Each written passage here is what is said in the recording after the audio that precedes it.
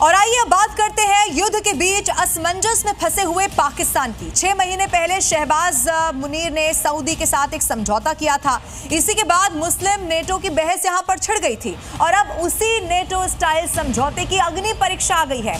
Iran Saudi पर मिसाइलें मार रहा है और पाकिस्तान तमाशा देख रहा है। आखिर अमेरिका और इजरायल का ये युद्ध पाकिस्तान के लिए धर्म संकट क्यों बनता जा रहा है? क्या पाकिस्तान इस जंग में उतरने की तैयारी कर रहा है क्या? इसकी पूरी डिटेल आपके लिए इस रिपोर्ट में है। सऊदी ने लिया इम्तिहान, बुरा फंसा पाकिस्तान, धोखे का बदला लेगा Iran.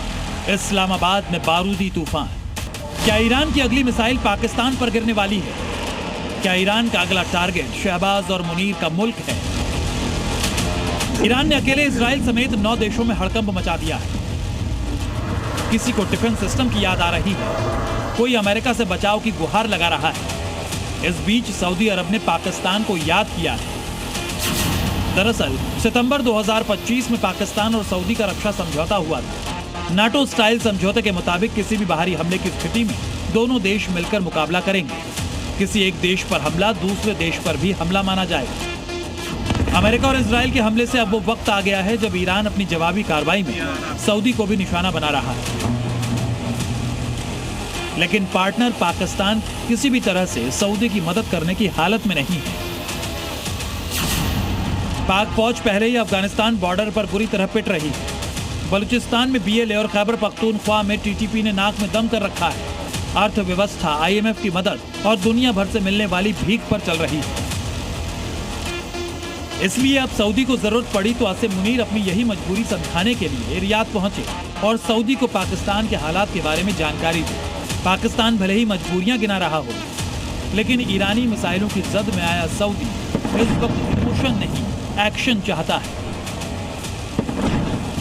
Saudi defence minister prince Khalid bin Salman ने आसिम मुनीर को अपने ऑफिस में रिसीव किया। मुलाकात के बाद एक्स पोस्ट में बताया कि मुनीर के साथ ईरानी हमलों को रोकने पर बात हुई। पाकिस्तान के साथ रक्षा समझौते के तहत ईरानी हमलों को रोकने पर चर्चा हुई। इस पोस्ट की आखिरी लाइन में ईरान को चेतावनी दी गई है कि वो समझदारी दिखाएं और गलतफहमी में न रहें। मुनीर के साथ तस्वीर और ईरान को धमकी का ये मैसेज, इससे साफ हो रहा है कि आसिम मुनीर ने अमेरिका के दबाव में ईरान के खिलाफ युद्ध में शामिल होने का भरोसा दिया है। दरअसल पाकिस्तान के पास सऊदी को इनकार करने का विकल्प भी नहीं है। पाकिस्तान को 30 से 50% तेल की सप्लाई सऊदी से होती है। सऊदी तेल की रकम चुकाने के लिए 1 से 2 साल का वक्त भी देता है। पाकिस्तान पर सऊदी का करीब 550 अरब रुपए का कर्ज है। ऐसे में सऊदी की मदद सिर्फ समझौते की बात नहीं, पापी पाकिस्तान के लिए पेट का भी सवाल है। भले ही इसके लिए पाकिस्तान को पड़ोसी ईरान की पीठ पर फिर से क्यों न छुरा भोंकना पड़े। ईरान बार बार कह रहा है कि वो मिडिल ईस्ट के किसी देश को निशाना नहीं बना रहा है। वो अमेरिका और इजराइल के ठिकानों को निशाना बनाकर अपना बदला ले रहा है। लेकिन इसके बावजूद एक साथ कई मुस्लिम मुल्क ईरान के खिलाफ घेराबंदी में जुट गए हैं। और हैरानी की बात यह है कि अपनी हैसियत भूलकर पाकिस्तान भी इस आग में घी डालने का प्लान बना रहा है। ब्यूरो रिपोर्ट, जी मीडिया।